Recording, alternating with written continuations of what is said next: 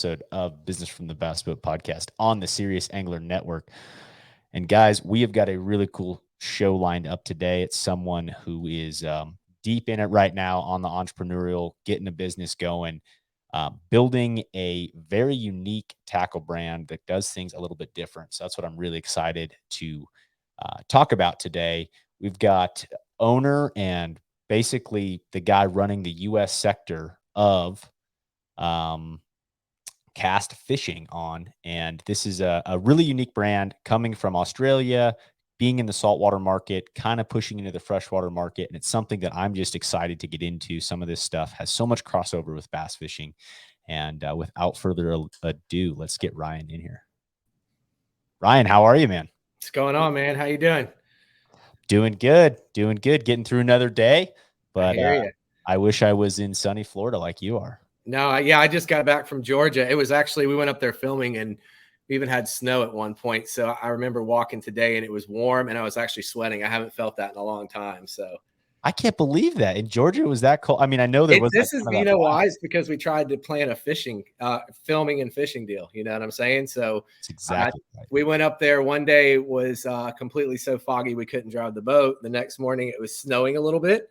You know, we had 25-mile-an-hour wind. It's been a relentless time in April for us. So, dude, it sounds like it. And I mean, and Lanier, is that kind of on the north end of Georgia or central? Yeah, that's right, kind of at the foothills of the Appalachian Mountains, and that's what I would consider my home lake. I grew up fishing Lake Lanier, you know, and if you know anything about Lanier, we'll get into this later, but it kind of it sets up perfect for us to use, you know, make the transition that we did between saltwater and freshwater fishing. It's a deep, clear blueback herring lake, and those fish act like more like tuna than they do a bass. You know, they're offshore schooling relating to brush piles and stuff like that. So it's a special place, man, and definitely one of the best spotted bass fisheries in the world.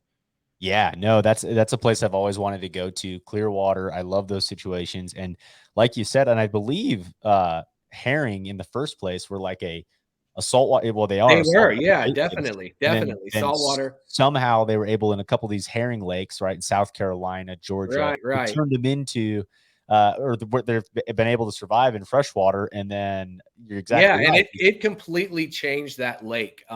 You know, a lot of guys that will come to Lanier, especially in the summer, you know, as a fisherman, you're going down the bank, you're beating the bank and you're looking for blowdowns and stuff like that. A lot of times in the summer, if you do that, you'll never get a bite. The fish are all offshore. They're related to brush piles. But what's so cool about that too is that, you know, really in May, June, you go out on the sunniest day, 2:00 in the afternoon and throw top water 20 to 40 feet deep. And you'll have these massive schools of spots just come up and destroy it. And it's really exciting, man. It's a special place. So that's wild, dude. No, you know, I actually cut my teeth working. There's a store there called Hammond's, a well-known store. I worked there. Another store in Georgia called the Dugout actually used to deliver bait and tackle all over Georgia. So, you know, I was in the tackle industry a while ago. And it's got a special place in my heart. Lake Lanier is probably still, out of anywhere I've been, my favorite lake. Wow. Anywhere you've been as far as lakes go. Wow. Here's the crazy thing. And I think most of your viewers they're going to think I'm crazy. I think spotted bass kind of get this bad name because in a lot of lakes where they're just these little small species. Lake Lanier, you know, 4 and 5 pound spots, I'll put up against an 8-pound largemouth. They pull, you know, and they're fun to catch, you know? Yeah, no, you're dead on. I think I'm kind of under that same mindset. I think spotted bass are so unique, and you're right. In a lot of fisheries, it is a fish that isn't going to help you in a tournament, right? It's generally going to be a 12 or 14-inch fish. But when you get to those places, and my biggest spot's only, I don't know, 3.5 pounds or so. But like, man, you either look at Northern California or you look at your part of the world when you're talking Georgia and South Carolina, and you have some monster spots, and they're just so pretty to me. And they're awesome. And what's cool too about that deep Clearwater fishing, a lot of times it's finesse technique. So you're fighting a 4-pound spot on 7-pound fluorocarbon. It's a lot of fun. You get to hear the drag, you know, you get to hear the reel. Yeah, so. Exactly. No, man, that's awesome. Well, I share that same mindset. Let's get into a little bit of your story here. So you mentioned growing up in Georgia on Lake Lanier, near Lake Lanier, and working kind of in these tackle shops, delivering tackle. What did you do from there? Or is that kind of literally your background and then right into cast? Well, I guess I'm not going to bore you with my whole entire life story, but I've kind of run the gambit. You know, I graduated from art school, man. I DJ'd for like 15 years. Was into sound for movies, illustration. Hmm. You know, so then that somehow I ended up in the tackle industry, which is just nuts. But I it's love it. really cool because I have the most eclectic group of friends. You know what I'm saying? I have people in downtown Atlanta, DJs, you know, restaurateurs, all the way to the good old boys up by the lake, and it's been pretty cool with that. But I would say I think it's been about 6 or 7 years. I moved from Georgia down to Clearwater, Florida, Okay. and I took a sales job when I was down here. I managed wholesale for about probably 4 or 5 years down here.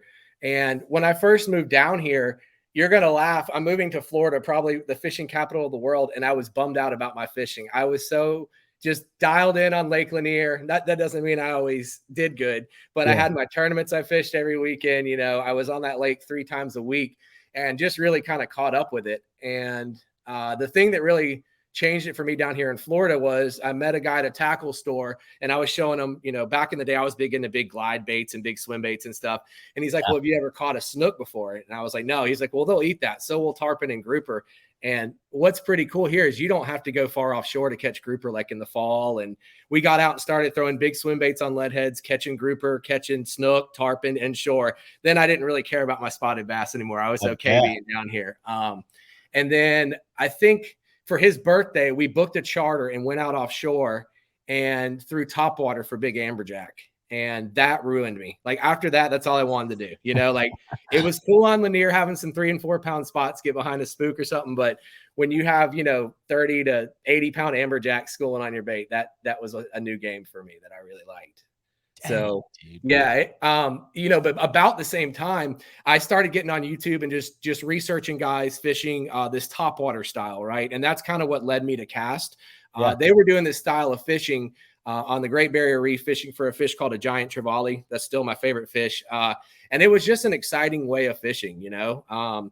So I started incorporating that back here in the Gulf of Mexico. So when we would go offshore, you know, most guys, they're going to have a big old grouper rod with a hunk of squid or something like that. And I was casting stick baits and catching tuna and kingfish and mahi.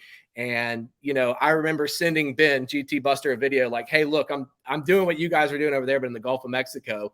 And then they came over, I think like a couple months after that for iCast. I met up with them. And Yeah. I met them and we drove to Fort Lauderdale and went and fished for peacock bass. And been friends with those guys ever since then, you know. And Yeah. that's kind of what, you know, led to me helping to bring cast over here to America. Very cool.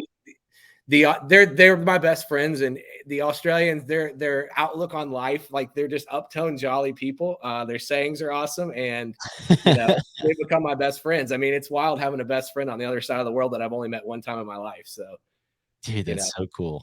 yeah, That's so cool. but What so a story, man. no, it's just wild how it happened, man. And you know, at that time, I was working my sales job. Mhm. And then in the evenings, I would coordinate with Mick on getting cast over here. And then it finally got to a point where I could just make that leap.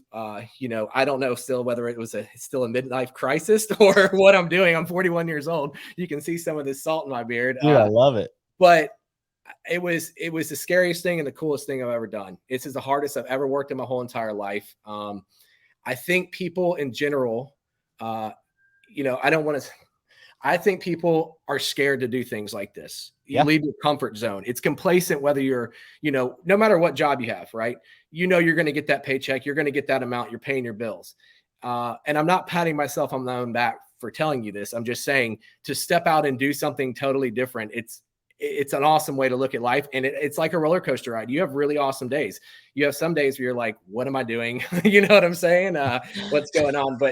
But it's also being able to pursue my passion and share it with people. You know, the older I get, for me, fishing becomes more about the people and the adventures I go on than catching the fish. It used to be like, I want to catch this big fish or I want to catch him on this lure, you know, and it's really just now like I enjoy, you know, taking somebody out, teaching them how to fish the OG, teaching them something new and watching them catch their personal best more than if I was the one to catch it, you know? Sure. Sure, it turns And into a relationship thing yeah, and connecting with people, but dude, that's what this show's about, as far as is people taking the initiative to chase their passion. It's business owners and founders of companies and industry professionals. And a lot of times it's a story very similar to what you're saying, where someone's like, look, man, I've been running the same thing. And I think there's a quote, and I don't know if I've said it on here before or Mhm. not, but like it's related to climbing mountains, like Everest style mountains, like big time mountains. And the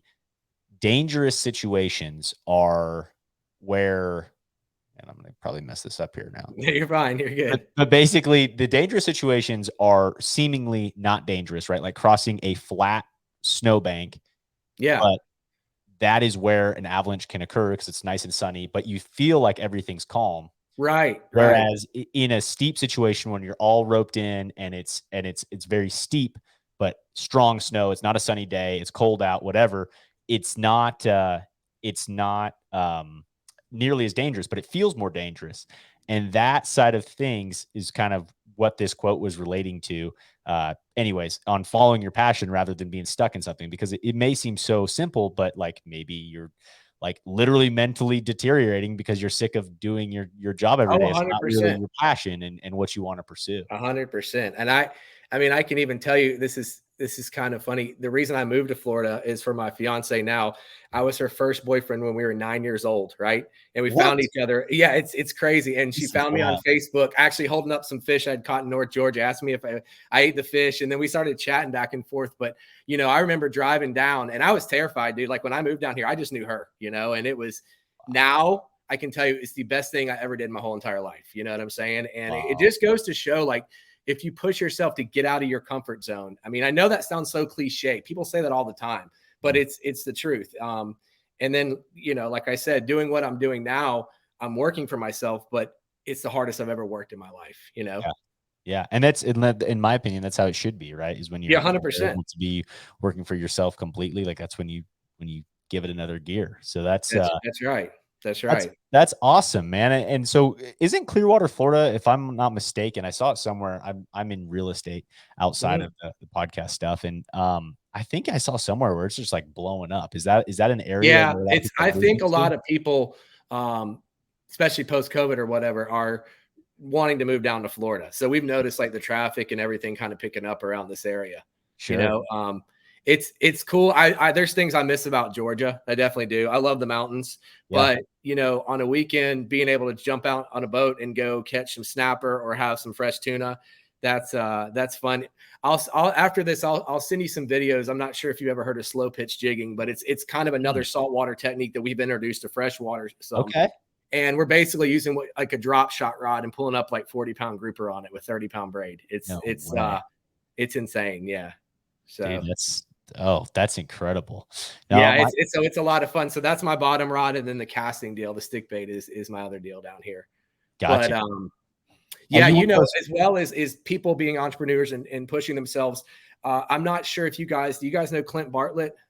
He worked with Black Rifle. I think he still works with them some, but he's been coming out and filming a lot of stuff for us. And I've pushed him, like trying to help him get his LLC set up and get his own business. And that's really what I mean, is like trying to help those, involved around us. How can we help you as well? Sure. Like we don't have a pro staff at Cast, right? Mhm. It's good people who want to be a part of the brand, who are more like friends, right? And it's like I was mentioning, my friend Brian McFarland lives on the other coast. I've Yeah. never met him in person. He's just an awesome guy, and he's a great photographer. So guess what? When we need photography work for our product, we're gonna ask Brian to do it, because that's gonna help him. You know what I'm saying? And help Sure. him gain His exposure brand. and help Yeah. his thing. Yeah. And it's just kind of like, we're this group of guys. It's like, if you're involved with us, how can we help you? It goes kind of against the mold of what's currently out there. Not trying Mhm. to pat myself on the back, but just doing something completely different. And I think what we have found is, like, if you have people involved who genuinely want to be involved, the end result in the product is that much better, because they care about it, and they're excited to be a part of it. Yeah, exactly. I think that that's a huge, it's all about the people when it comes down to it, and Right. having the people with passion. And if their career choice, or if they're trying to build their business, can help yours and vice versa, like that's what it's That's all cool. about. Yeah. It's a And that's win-win. what's Totally. It's a win-win. and that's what's so cool about this industry too, is that you meet so many cool people that are hustling, man, that are trying to make it. And Right. I like that concept, and I like the idea of not having a pro staff too. That is, like you said, super unique in the fishing world. I mean, that is like, It's very different. Yeah. And it's what you just mentioned too about people hustling. It's cool when you start doing your own thing because then you meet other individuals who are like-minded and you kind of have this camaraderie. You have this respect for other people, you know, it just it makes you feel good to other people maybe are as crazy as you and are chasing their dream, or you just kind of reassures them what you're doing yourself, you know.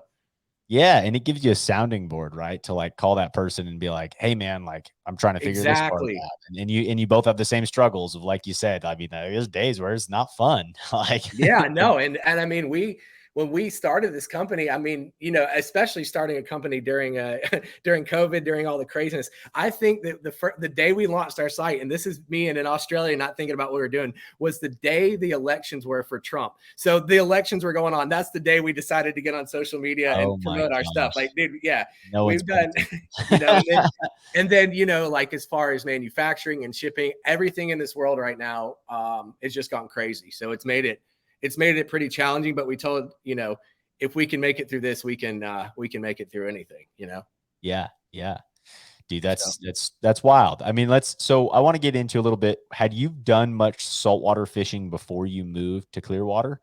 I lived in when I went to art college. I lived in Savannah College, I went to Savannah College of Art and Yeah. Design and lived in Savannah. And I'd fish for redfish and trout and stuff.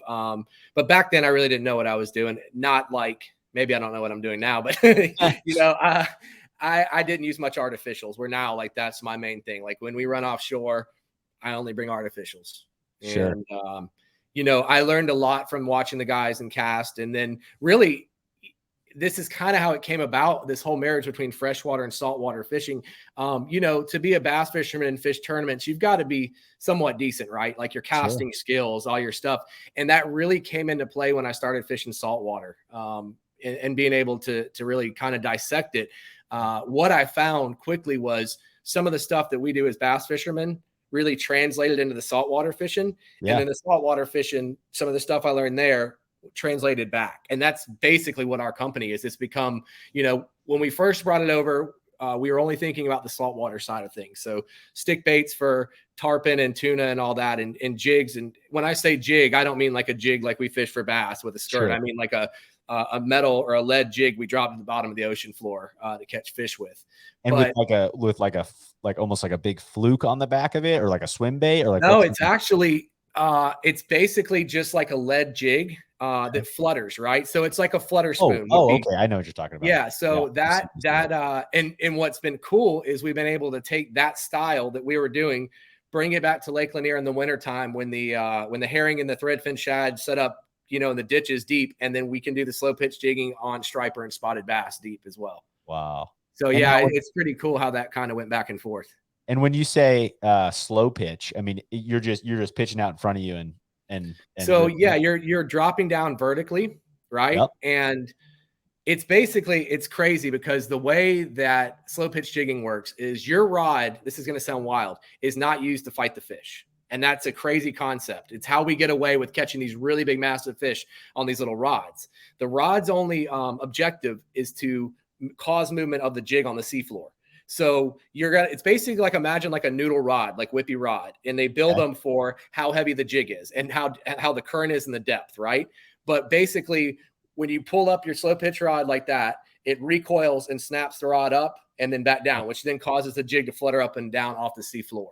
And then Sure. once you hook a big fish, because we're only using 30-pound braid, you know, you have to think about in the ocean, you got current, right? You want to stay as vertical as possible when you're jigging. You hook the fish and you point your rod directly to the water, and you only take line when you can. And it sounds wild, but it's how you get really big fish out of structure, because you're almost doing like a dance or like tricking them versus the normal set the hook. I'm doing this the whole entire time and fighting the fish. Yeah.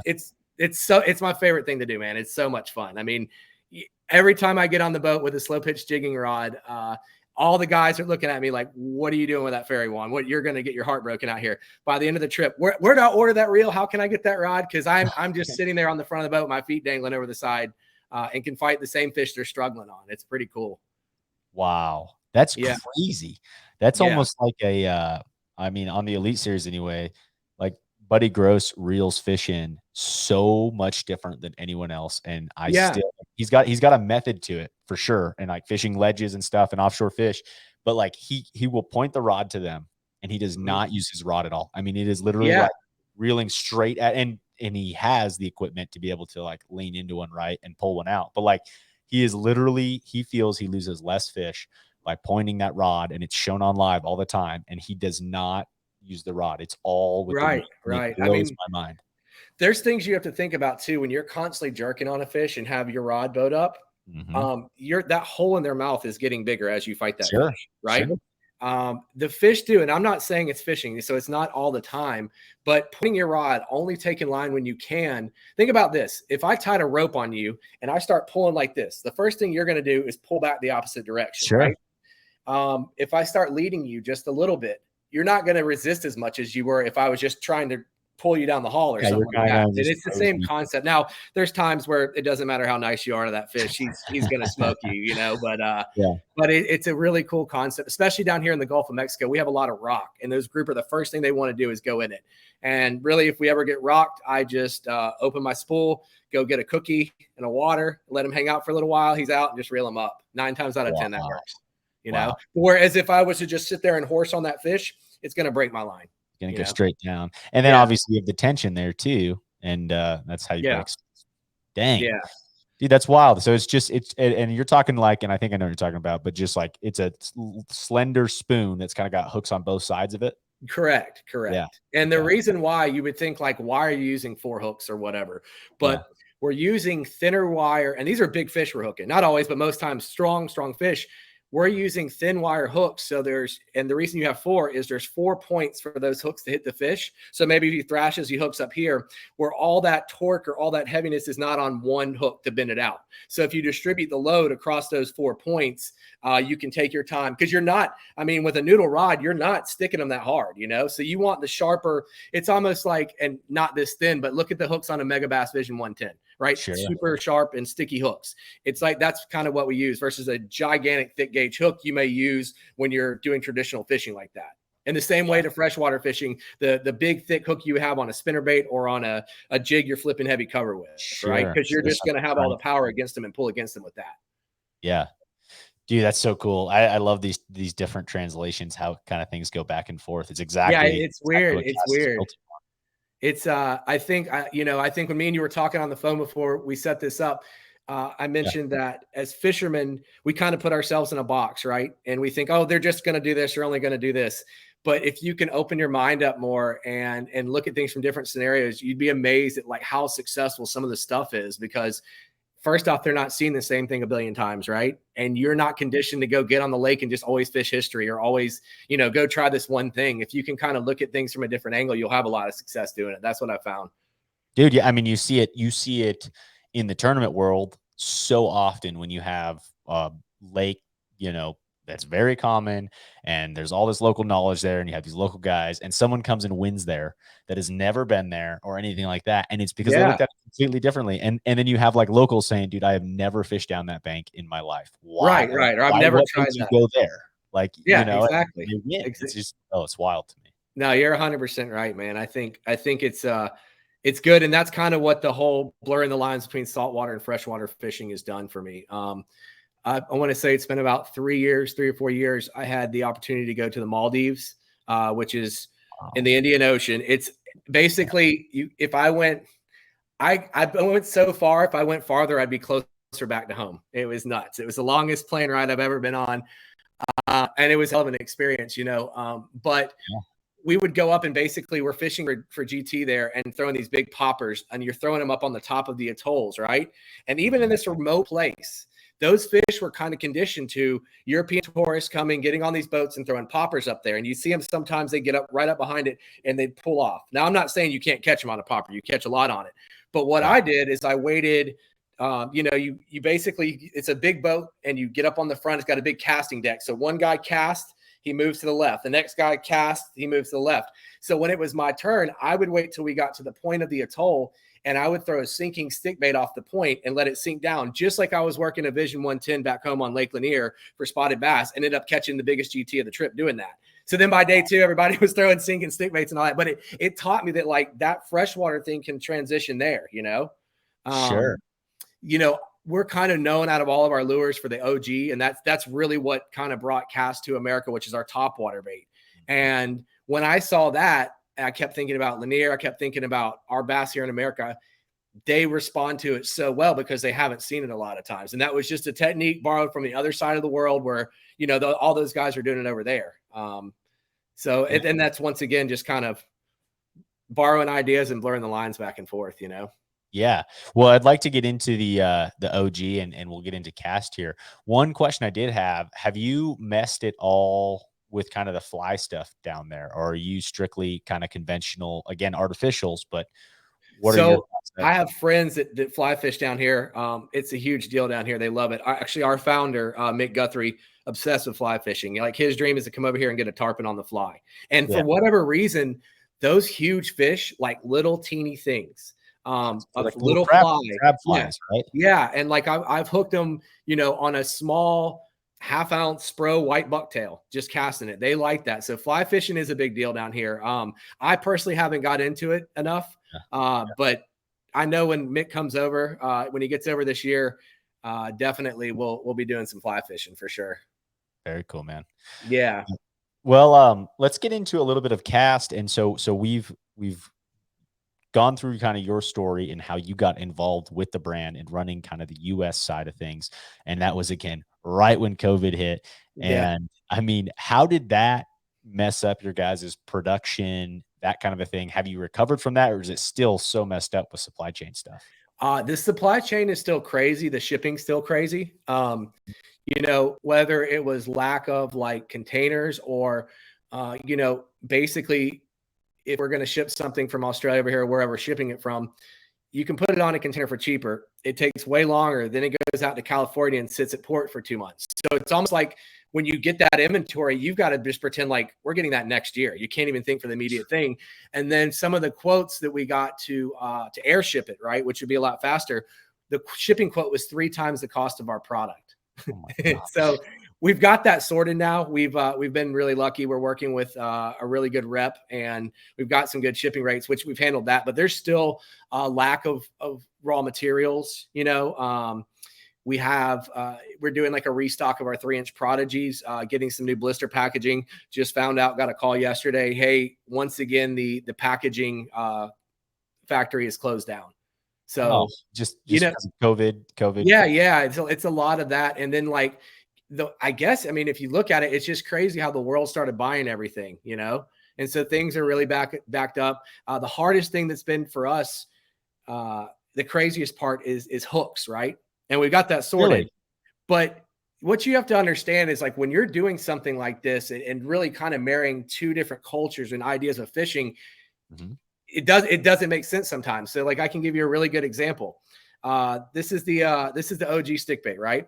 And if you were to go buy this in Australia, this would not come in a package. It would not come with split rings or hooks on it. It would be in the store like this. You go in, you buy it, then you go pick out the hooks on a shelf. Yep. You go pick out the hooks you like and the split rings and you match them. That is the way they do it everywhere. Okay. That's saltwater or just in Australia? So I would say, you know, like Italy, when it comes to saltwater, let's say saltwater in Australia, not here in America. You know, if you buy a saltwater plug in America, it has hooks. It's going to have hooks. So when we first brought him over here, I was never thinking with it because I had fished stick bait so long. That's what I do. I buy a stick bait. I get my hooks because they affect the balance of the lure, how it's going to sit in the water. What are you targeting? How strong this hook needs to be? There's a lot of factors. And to be honest about it, a lot of lures we buy here in America, you go buy them out of the package, you hook 2 bass on it, and the hooks are garbage. You got to replace them, right? So that was their logic. That's because I asked them, I said, why are we not putting hooks in? And that's what what Mick told me. But we got these, we sold the heck out of them around Lake Lanier, and you would not believe how many emails I got.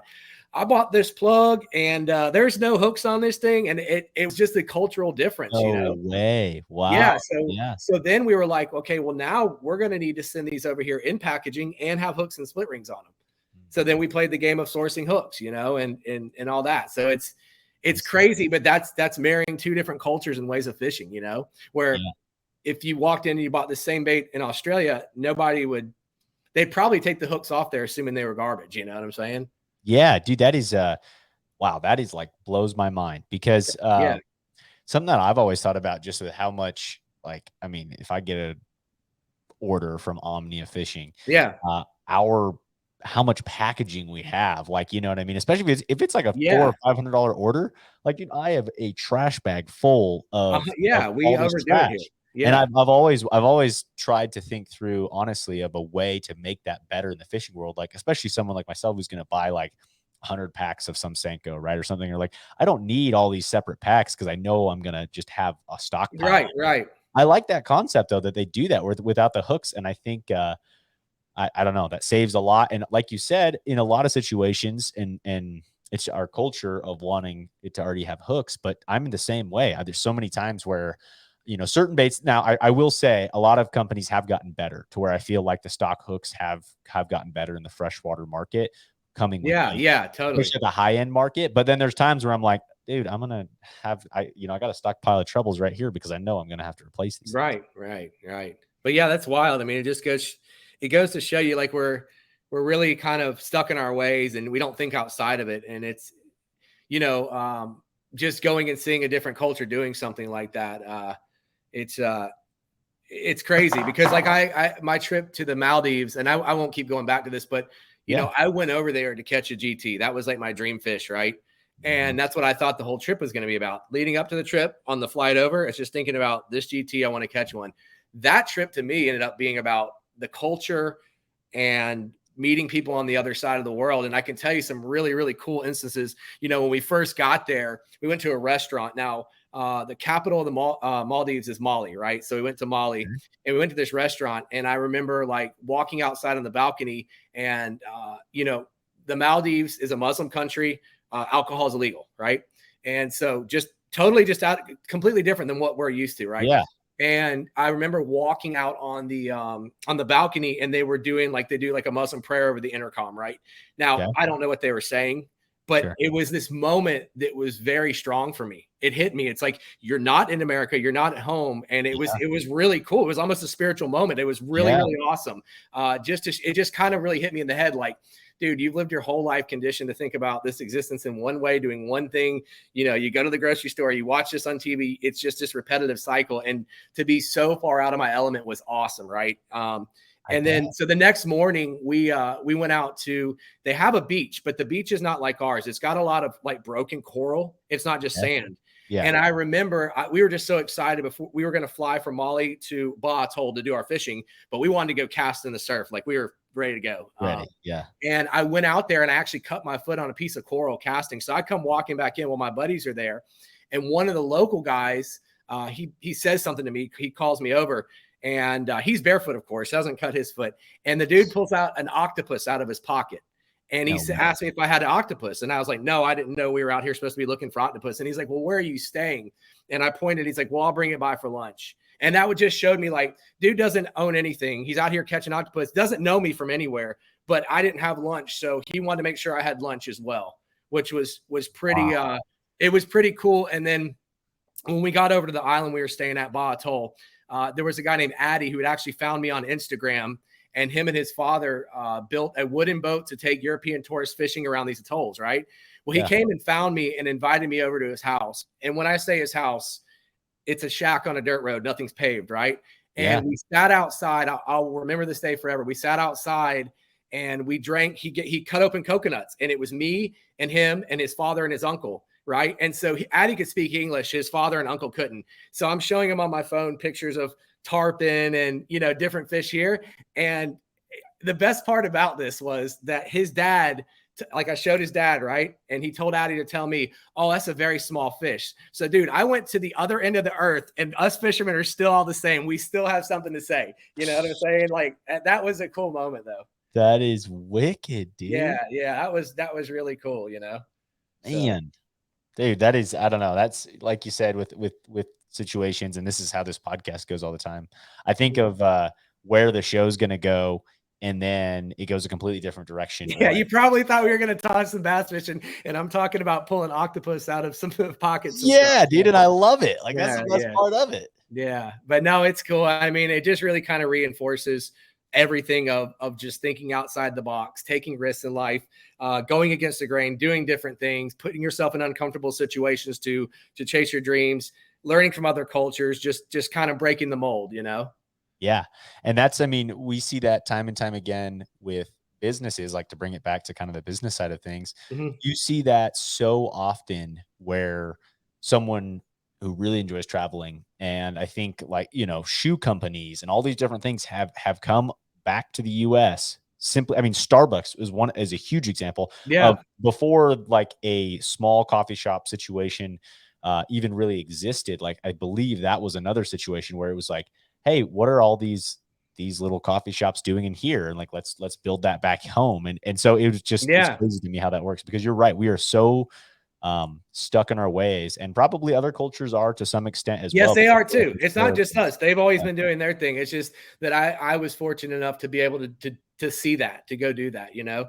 yeah. And And now now, it gave me the travel bug really bad. yeah, I was gonna go fish with Mick and Ben on the Great Barrier Reef, and then COVID happened right after I bought my flight. So, dang it. you Yeah. know. But so are these kind of trips media trips with cast? Or are these like just you guys going for fun? What's kind of the So the situation? trip to the Maldives was more of a fun trip, but now, you know, a lot of it is media trips, you know, when you're an entrepreneur and you're trying to grow this thing, you know, everything you do in your waking hours is kind of somehow related to it, right? Right. Um, And it and can be so fun, like you're getting to go fish, but like, hey, let's get some work done here. We need to get the filming done. We need to like get all right, this stuff right, done. because there's always an opportunity for content, right? There's always this, you Mhm. know, and if we can go out, if we can knock it out, like, cool, we're going to go to Panama and fish for rooster fish and catch them on cast poppers. Well, let's film that as well. Like, you know, Sure. because that's, you know, in the day and age we're in, it's crazy how much social media and content, it's always this driving thing. So you're trying to stay on top of that.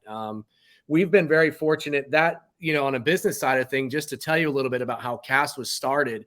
Mhm. When Mick started Cast, um, you know, he was a civil engineer, right? So he ran a construction site. He got Mhm. home in the evenings and he worked on this magazine called Cast Magazine. And really where it started is he just wanted to feature local anglers who weren't all, you know, all the hype and glitz and glam. It was like the guys who could really go out there and, as we would say, like take your money in a derby on the weekends, you know what I'm Sure. saying? And show Sure. people really good at their craft. So maybe in this part of Australia, this guy targeted this type of fish. He did it a certain way, he was really good. Mick wanted to feature it. Well, it got a massive response because the people who really, you know, knew the game of fishing and respected it, you know, really respected what Mick was doing. And from there, then, you know, they started selling merch and lures, and it just kind of got bigger and bigger. But you know, I think I've ran across that Instagram page or Cast Mag. yeah, so Was that that was kind of another thing they did. Mick taught himself. He's amazing at photography and filming, and they did some really, like, all their videos are very high end. They're awesome videos. I mean, he does work for Humminbird. Shimano does the Australia Shimano videos. Does a lot of stuff like that. And we found, you know, mimicking that here is really successful for us. You know, but Mick is. It's funny. Mick's like, I guess, a year younger than me, Mhm. and it's funny. I look up to him. His drive is just something else. And when you have another person you're working with, you're not pulling somebody behind. You're pushing them. They're pushing you. It's just really cool.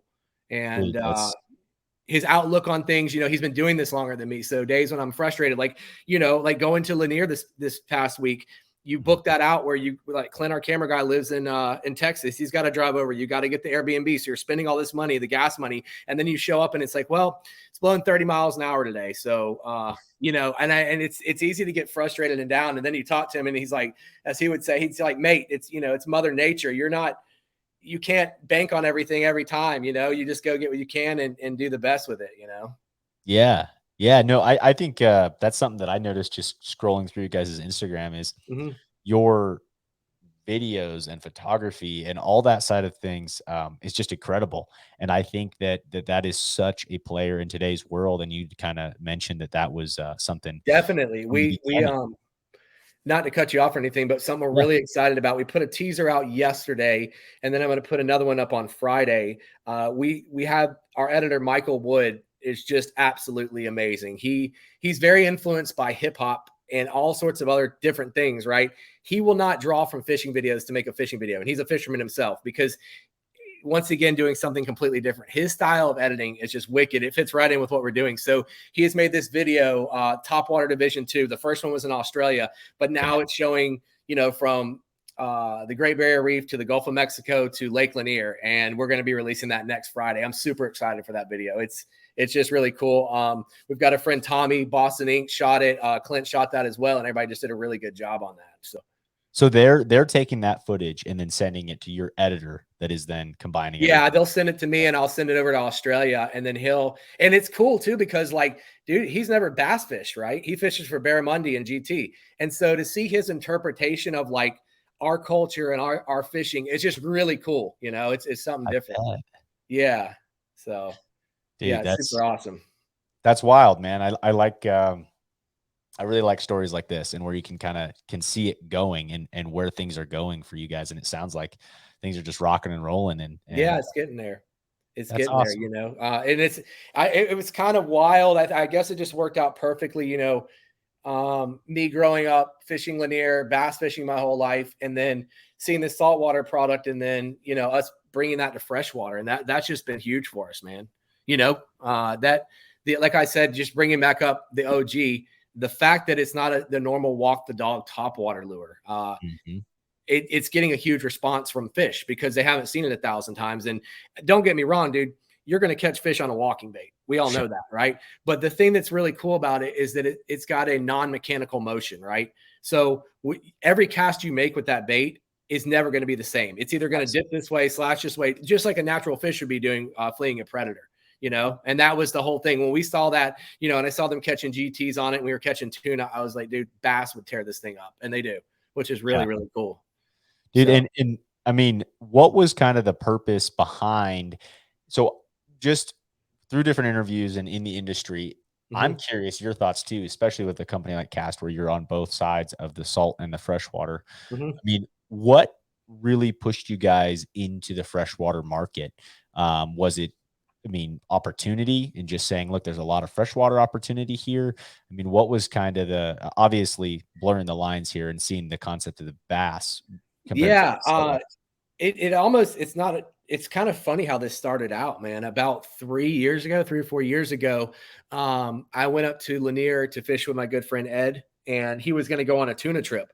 So I brought him some stick baits, and I brought him, you know, this is to show you, like, I don't know how well this is going to show up. That's a 30-gram size right there, right? Yeah. The very first one that I brought him was a 60-gram. Let me see if I can find that. It's basically even bigger than this bait. Okay.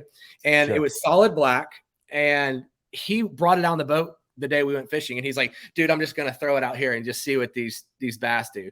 Well, dude, it outfished everything. And I'm not just saying that, like we have certain things I would throw that time of year, hard body swim baits, you know, certain top waters I like. And, I was like, oh, that's crazy. And it was just solid black. Right. So I want to get into the whole black thing too, because I think that's important. That's another thing we borrowed from over there. I want to hear this. But, you know, then, so my, you know how us fishermen are, you hear somebody's catching something on somebody or on something. My buddy Franco was like, hey, what is that Ed's throwing?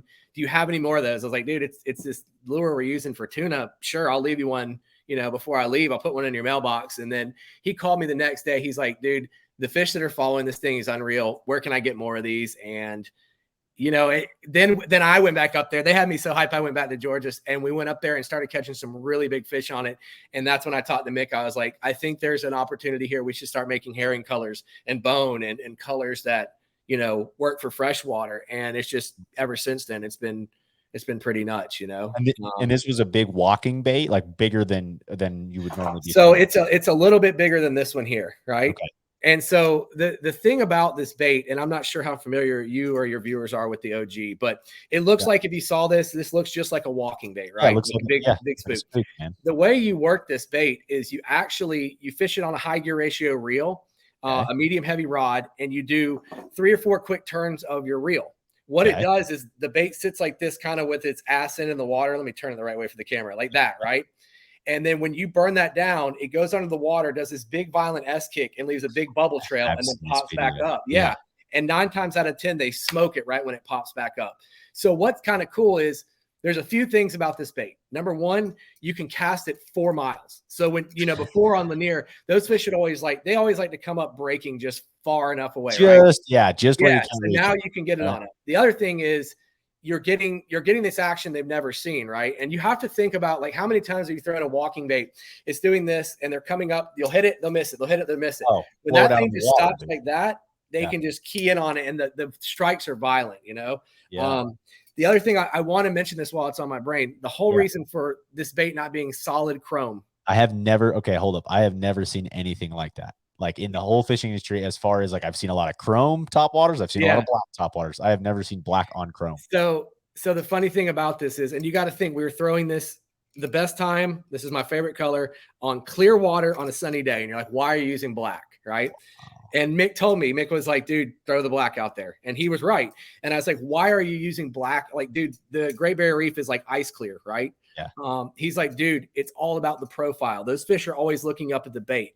That black on there gives them such a solid thing to key in on. And it makes sense, or like, think about if you're throwing a straight chrome lure a lot of times and it's going like this, and then they're coming up missing it a few times. They can really key in on that black. And he's changed my mind on it and Ed's mind, because that's all Ed throws is black pearl chrome, Wow. So, dude, it's kind of wild. And to show you guys really what the OG came from. So this is the size they throw for giant trevally, and so you can see how big that is, right? I like that. That's the size we throw for bass. That's so awesome. It all came from this. We released the OG, and then another bait that they started doing over there is called the Down Under, right? And what's really cool about this bait is, like, it's a popper, but it's a diving popper. So, when we came up to test it last year, my biggest fish actually came on the Down Under over a brush pile offshore. Well, Clint's a largemouth fisherman, right? He's Texas, like, go shallow. So the next morning he's like, go fish it around a dock. And we started being able to pull it under the, like, on Lanier, there's jet ski floats that are part of the dock and different structures. And so now we can pull it under that. So you're able to show your top water bait to a fish that's suspended under structure. First dock, I got a 4.5 pound largemouth doing that. And so, and he's like, please make a bluegill color. So we made, just for Clint, the Bartlett bluegill. Like, that's his deal right there. But yeah, so this one leaves some crazy bubble trails as well. But so same deal. It's diving though. I mean, these are all right? You can fish this one slower, places where you're going to fish a popper, right? Yeah. That's where you really want to fish this. I think of this more as a shallow water bait. You can call fish up deep, but around structure, around blowdowns, grass edges, stuff like that. You know what I'm saying? Docks.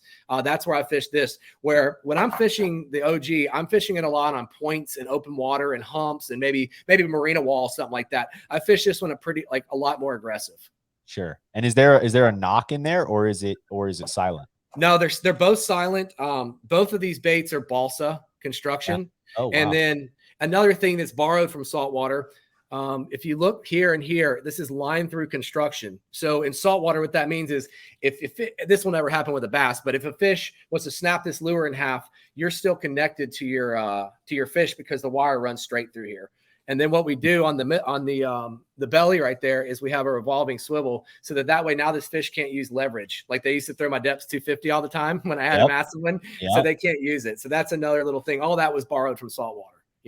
That's another blurring the lines. But those are two things. Okay, first of all, on balsa baits, I have noticed that with balsa crankbaits, I have actually lost a really good fish on Kentucky Lake, like a 6+ largemouth, where I had leaned back on it and the balsa bait exploded. All I had left was the bill. Like, and it was probably from that crankbait grinding for multiple days. Right. No, like, totally. It beat it down. I mean, I lost the fish. Like, it was in practice. But if that was in a tournament, I would have been, exactly. So that's the wire through construction will prevent that, which is really cool. That's wicked. And I really like the swivel there too, because that's another thing. Like, I mean, like you said, especially with those big swim baits. So I live out west here, and so in our stuff, it's very similar to that same kind of concept. I mean, like Lake Havasu, Lake Mead. Yeah. I mean, Clearwater, you can go throw a big swim bait. So, dude, you got me pumped up. I want to try some of this. Oh yeah, dude. I definitely encourage you to, man. We're super proud of it. It's cool. It's just something totally different. just to go to a few other of our products I wanted to tell you about, something that people don't know, and the thing probably I'm the most proud of is our braid. In saltwater fishing, our braid is so important. It's important in bass fishing, but for us casting and casting distance. And we've brought what I think right now may be the only 12-strand braid to America. And we use something called high stitch processing on it. So that means all the fibers are like super, super tight. You're getting a better casting distance. And then we Teflon coat the braid just a little. So what you don't think about is, like, let's go say you're in a tournament, right? You're throwing something with braid, like a frog, right? Yep. As you go throughout the day, your braid absorbs water. It gets waterlogged. Your casting distance goes like this. So this repels it.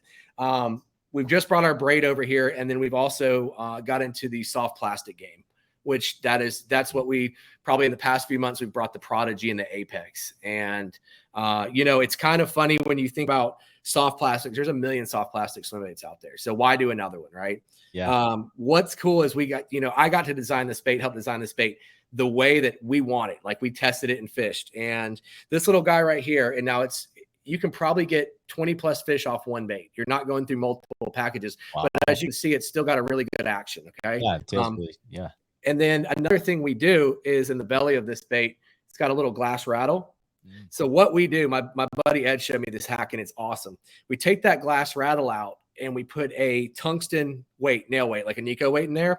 And then we nose hook the bait. And we have this really awesome soft body spy bait on days where it's like a high pressure lake. They don't want to bite. There's no wind. This has come in clutch for us. Wow.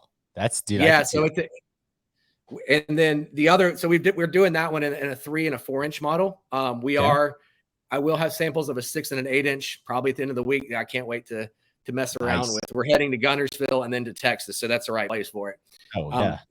And then the final product, one that I'm really excited about, this is the Apex, right? And so to me, this is what Mick was the most excited about. And I thought that's so funny because it's a very simple looking bait. It's a grub, right? Like a grub swim bait. And that is such a successful bait. We've kind of gotten away from a grub style bait, right? I mean, it's big in the musky world. It's something very similar to that. Right, like a big one. Bass fishermen have gotten away. So this is the one that I really, really like to put the Nico weight in and nose hook and use it for forward facing sonar fish, like on live scope or whatever, Panoptics. Really? What you can do is if you put the hook right through here perfectly, you can slow roll it and it'll list just like a spy bait, right? And it has this very subtle tail. Once again, pressured situations, tough conditions, fish I haven't seen before. But what's really cool about this, and this is my favorite thing we filmed up in Georgia this past time, is that we're looking at brush piles, probably 20 or 30 feet of water, right? See the fish is spinning in it.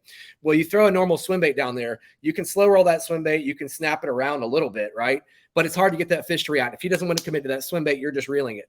What you can do with this Apex is once it's down at that depth, you can snap it around and cause reaction strikes just like a fluke. So you can fish this if you nose hook it like a fluke as well. Wow. So this is one I'm really proud of as well. So just once again, taking something from another culture, blurring the lines between saltwater and freshwater fishing, and it's been really successful for us. That's awesome, man. I dig all these different things because it's almost a refreshing thing in the bass fishing world. There's so much just copying occurring with all these different brands. It's very similar and all this stuff, but like these little differences make something so unique to me, and it is so such a refresher, but also it's like a custom tackle. I mean, you guys are essentially a custom tackle company. Like these are it keeps it exciting, man. It's something new. And I got probably one of my best friends, Franco, when I lived in Georgia and we bass fish all the time. Our deal was to always find something that nobody was doing, man. And like a long time ago, dude, the glide bait deal, there's a guy out in California named Randall Doyle. And I don't know how long ago this was. Like he was from Bassaholics. And I reached out to him. He told me about glide baits, and I feel like we were some of the first ones to throw it in North Georgia. You know what I'm saying? So we were really always trying to find the new thing. When Duo came out with that spy bait on our Clear Lake, dude, it was the dumbest thing, Really? Those spots were just eating up. Oh, yeah, it was crazy. Now, but to show you, they get conditioned, Rue. You used to be able to go everywhere and get bit on that thing. Now they get conditioned on all sorts of stuff like that. But this is the cool thing is, man, is now I get to send my buddy Franco baits, and it's like a new different thing, and he's stoked about it. You know what I'm saying? Yeah, it all comes full circle. Yeah, it's really, really cool. Dude, that is awesome. Well, man, I think we'll go ahead and kind of start wrapping things up here, unless you have anything else you want to kind of bring up. No, I appreciate you having me on, and Thanks a lot. Yeah, it was really cool talking to you about all this and being able to share the story of what we're doing. Super Yeah. excited for where it goes, and I really appreciate you, Adam. Yeah, man, absolutely. And I wanted to, I guess, give you the opportunity right now to talk about where people can follow along with. One other question, I guess, that I just did think of with Cast. Are you guys like only selling on your website? Do you guys go through retailers as well? Is what kind of a situation do you have No, there? so we also we sell on our own site. If they want to buy our product, it's www.castfishing.co, not .com. We weren't cool enough to get .com. We got .co, I like it. And then also we do sell to tackle stores. We will be, the Tackle Trap in Alabama sells our stuff. Hammond's, a few places around Lake Lanier sell our stuff, and then we have plans as we move across the USA this summer filming to talk to a few more places. So I like it, man. mm-hmm. Cast.co, or sorry, Castfishing.co. castfishing.co. And then as far as Instagram and all that kind of stuff, it's just castfishing.co as well. Yeah, it is. And then if you want to check out some of the stuff that we do in Australia, it's castmag.co as well. Got it. And then if people are interested in following you personally, are you just Ryan Hanks on Instagram? Ryan Hanks Fishing. They can check out what we're doing there as well. Yeah. Awesome. Awesome. And dude, I like to end every show with a couple of things here. So number one, you've had some awesome advice for this for folks, especially in the beginning there, as far as interested in pursuing their passion, but you have one kind of outstanding advice for someone who's looking to pursue something that they're really passionate about. Yeah, it's going to be very simple, but work as hard as you can and commit every ounce of your being to it. It's going to be weird to people around you. Unfortunately, you have to make sacrifices. You don't always get to go to the game or the fun thing to do or see family members or see things. But put every ounce of your existence in your dream, right? Because there's always somebody that's working harder with you. And then in this world, that's really what it takes, is just fully committing, be proud of what you're doing. Be the guy that wakes up at 5 a.m. to go do your social media post while you have coffee. Be the guy that's thinking of new ideas and writing them down. If you're laying in bed and it's 11 o'clock at night and you're tired, but get yourself out of bed. I think people are very capable. They're amazing people in this world, right? And can do so much more than kind of they're led to believe or society puts upon us, right? We stay complacent, almost comfortably numb. Get out of your comfort zone and push yourself. And what you'll find is that you can make some really awesome stuff happen. Dude, awesome. Awesome. That's going to have to be a teaser or something for this episode. Okay, cool. But anyways, the last thing I like to do, and you have all the saltwater stuff, but everyone that comes on this show, I like to hear your personal best, largemouth, smallmouth, and spotted bass. And it's cool that you're in a place that had big spots, because almost every person's like, I don't know, 2.5 pounds when it comes to okay. So smallmouth. Oh, I'm excited about these, except don't hold the largemouth against me, because like you gotta realize I spent the majority of my time chasing those dang spotted bass. So yeah, I caught like a 7.15 from Lake Burton on the glide bait. That was pretty cool. Now I'm talking about, that's from a public lake. Like, look, dude, in Georgia, you can go to some farm ponds. I've probably caught a 10 there. So I don't count that. So like a 7-11, something like that from Lake Burton on a glide bait for largemouth. I got let's see here. Probably it was a 5.97 spot. Oh, my goodness. Yeah, I've gotten a couple with close to 6 pounds, right? Just right there. And then I got my biggest smallmouth. This is really cool. And I'm not trying to do a shameless plug for my baits, but I took a 3-inch Prodigy, went to Dale Hollow this winter, and I caught a 5.97 smallmouth on the 3-inch Prodigy on 7-pound line. Super stoked about that, dude. And that fish, when he came up, he actually puked up a 1/2-ounce football jig with a full trailer that like had expanded. You know how like soft plastics get bigger underwater over time? Dude, I'm surprised the fish was still alive. So we took the jig out of his mouth. I'm glad I caught him. And let him go. So that was those are my big 3 right there. So dude, that's wild. And what was your biggest spot on, or what are some of those giant spots have you have? So I've caught them a lot of times, in the month of, I'd say in June, a lot of times top water baits. They really like that swim bait. I'm a top water swim bait sort of guy, The first big spot I caught was on what is the name of the Vision 110? Like their bigger one. The Max, I think. The Max or something like a in French pearl. Caught that one.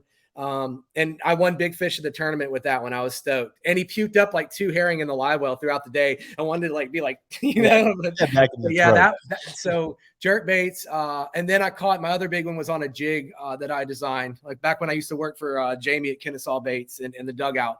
I tied a jig. It was really cool to go out and catch my PB at the time on a jig. So, dude, awesome. Awesome, man. Well, it's all coming full circle, and now you're doing everything with Cast, and I can't wait to test some of this stuff out, dude. I love finding unique things, and I think that's what you guys are doing.